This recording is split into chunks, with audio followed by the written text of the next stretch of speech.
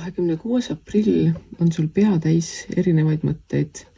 Tulevad need siit, sealt, igalt poolt, häid, halbu, erinevaid. Häid, halbu ei ole tõenäoliselt ka kõige õigem versioon ütelda, aga selles mõttes jah, pea on täis mõtteid ning tegudeni nad tõenäoliselt täna ei jõua.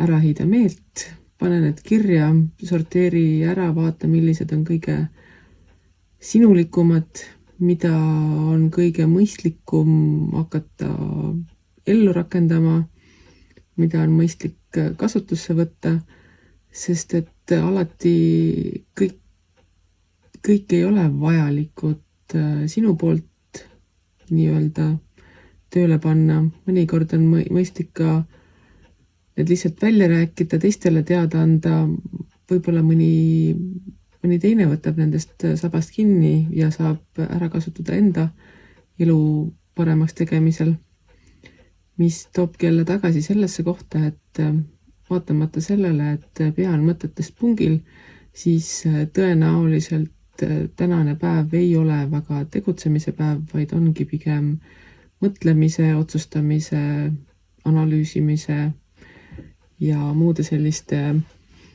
nii-öelda töö alguse tegevuste tegemise aeg, mitte töö enda, vaid selle tegemise alustamise.